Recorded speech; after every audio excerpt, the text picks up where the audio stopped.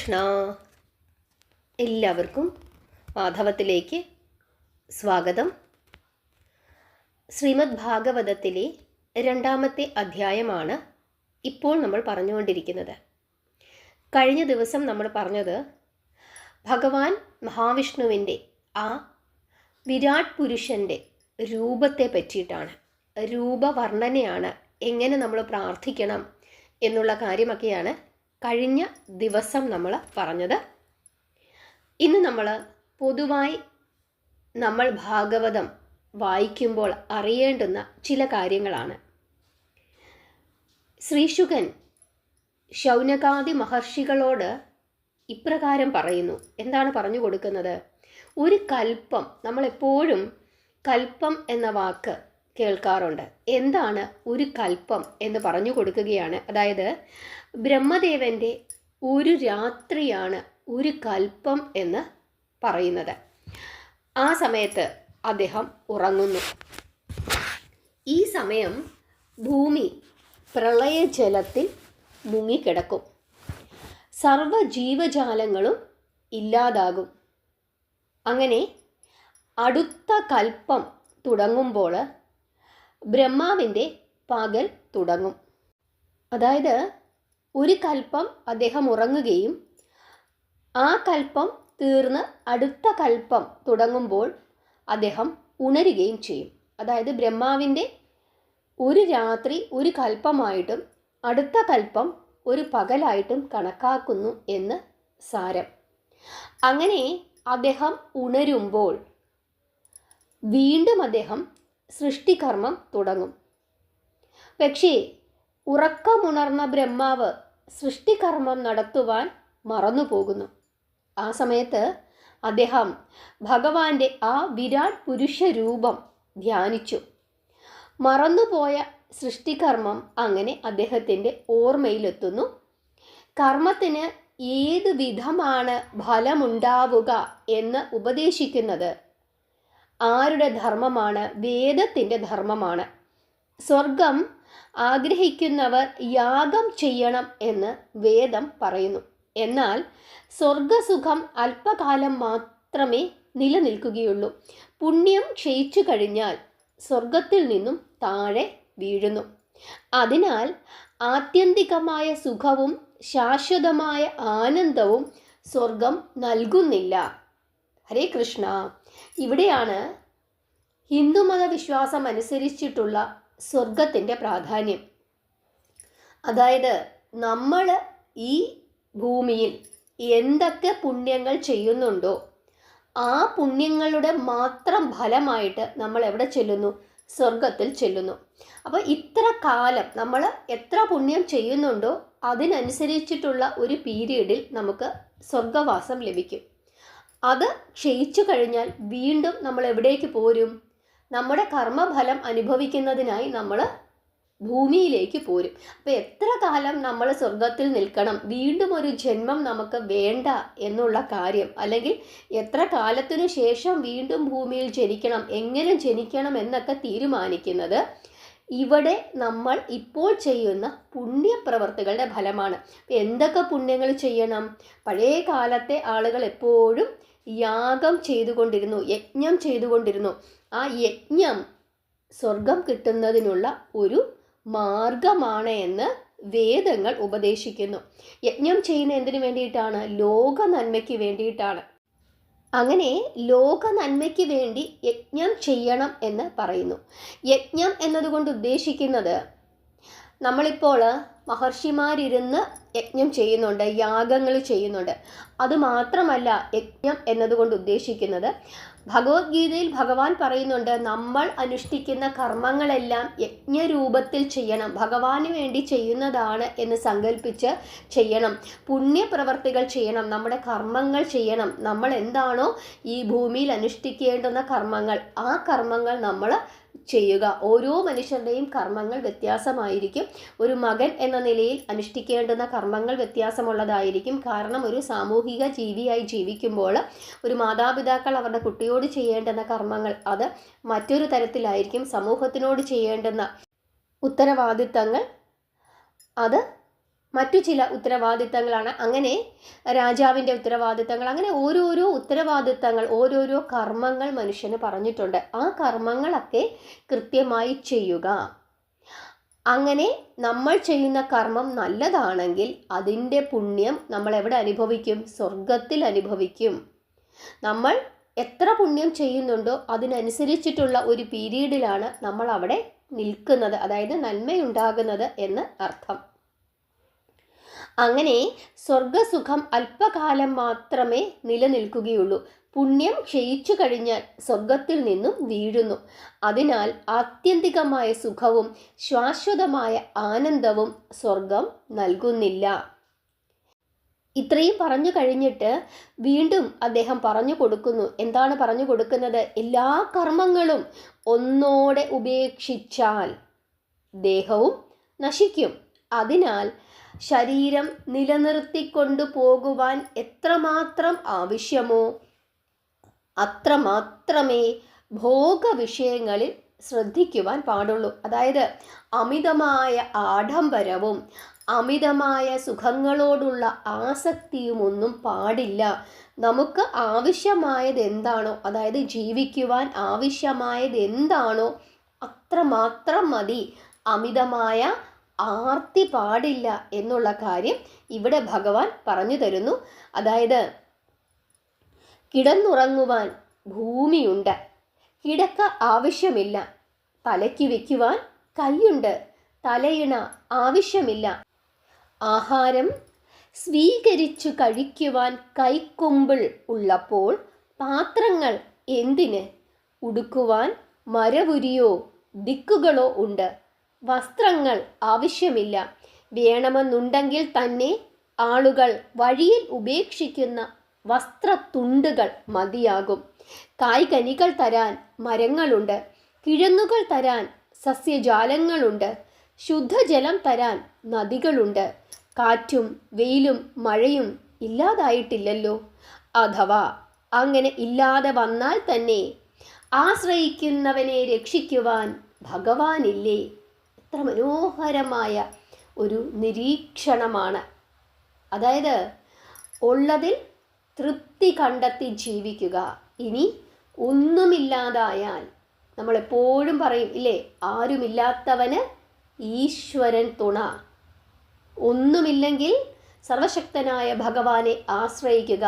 ഭഗവാൻ നിങ്ങൾക്കുള്ളത് നൽകും.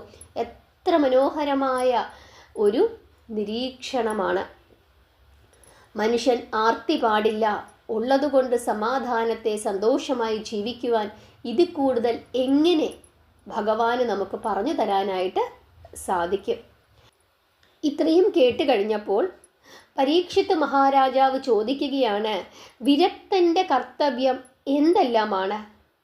ഉടനെ ശ്രീശുകൻ പറയുകയാണ്, വിരക്തൻ തൻ്റെ ഹൃദയത്തിൽ കുടികൊള്ളുന്നവനും എങ്ങും നിറഞ്ഞിരിക്കുന്നവനും നാശമില്ലാത്തവനുമായ ആ പരമാത്മാവിനെ ഭജിക്കണം.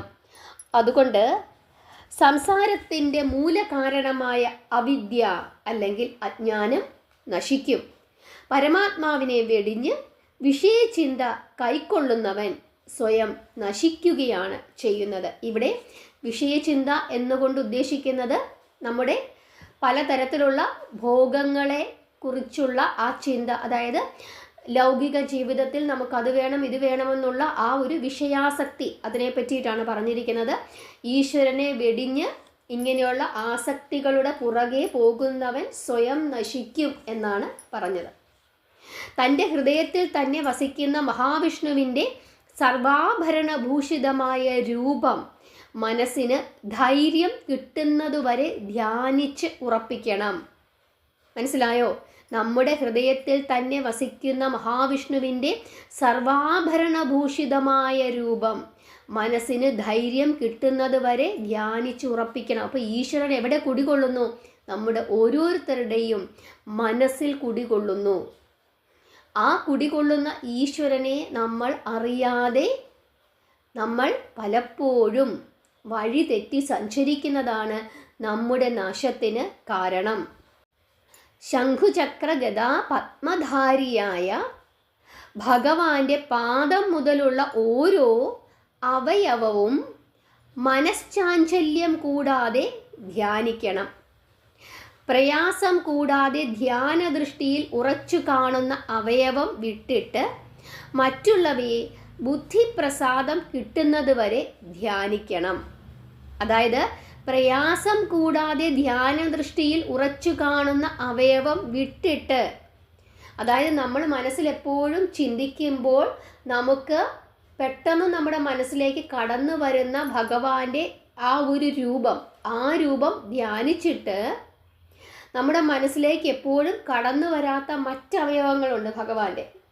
ആ അവയവം നമ്മൾ നിഷ്ഠയോടുകൂടി വീണ്ടും വീണ്ടും ധ്യാനിച്ച് ആ അവയവം കൂടി നമ്മുടെ മനസ്സിലേക്ക് കിട്ടുന്നത് വരെ നമുക്ക് എന്ത് ചെയ്യണം? ധ്യാനിക്കണം. അതായത് ഒരു വലിയ എഫേർട്ട് എടുത്തിട്ട്, അതായത് ഭഗവാന്റെ തൃപ്പാദം മുതൽ നമ്മൾ ഭഗവാന്റെ ആ തിരുമുടി വരെ നമ്മൾ ധ്യാനിക്കുമ്പോൾ ചില അവയവങ്ങളൊന്നും നമ്മുടെ മനസ്സിലേക്ക് കിട്ടില്ല.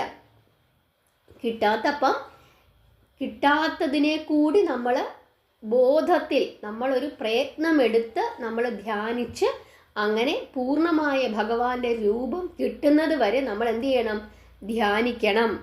അത്യാവശ്യം അനുഷ്ഠിക്കേണ്ടുന്ന കർമ്മങ്ങൾ ചെയ്തു തീർത്തതിനു ശേഷം സർവേശ്വരനിൽ ഭക്തി ഉറയ്ക്കുന്നത് വരെ ഭഗവാന്റെ ആ സ്ഥൂല രൂപം ധ്യാനിക്കണം. അപ്പം എങ്ങനെ ധ്യാനിക്കണം? എങ്ങനെയാണ് ഭഗവാനെ നമ്മുടെ ആ മനസ്സിലേക്ക് കൊണ്ടുവരേണ്ടത് എന്നുള്ള കാര്യമാണ് ഇവിടെ പറഞ്ഞിരിക്കുന്നത്.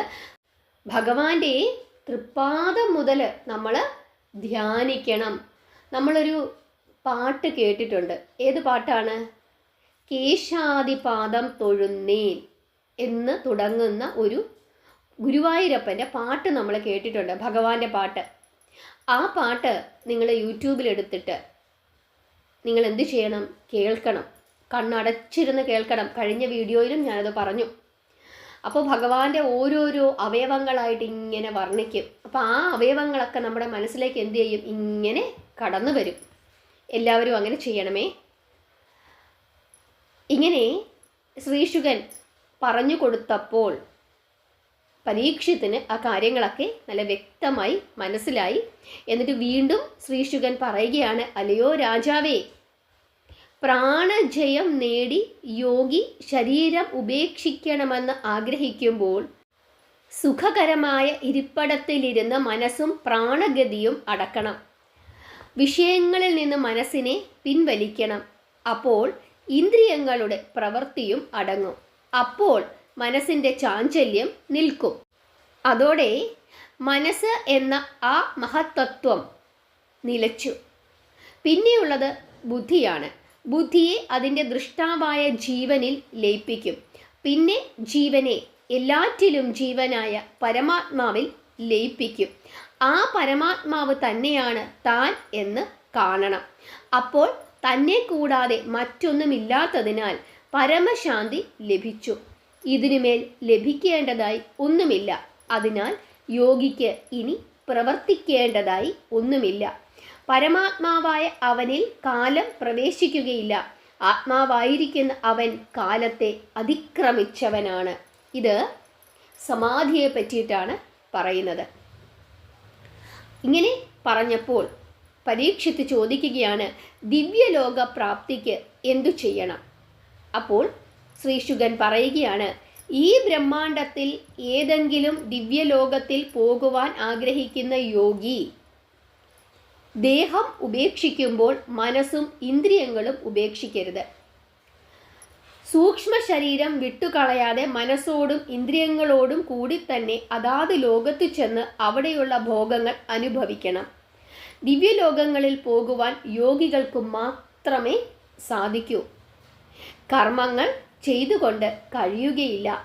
യോഗികൾക്ക് പ്രാണൻ സ്വാധീനമായിരിക്കുന്നത് അവരുടെ ഇഷ്ടം പോലെ സൂക്ഷ്മ ശരീരത്തെ പ്രാണാന്തർഭാഗത്ത് ധരിക്കുവാനും സഞ്ചരിക്കുവാനും കഴിയും.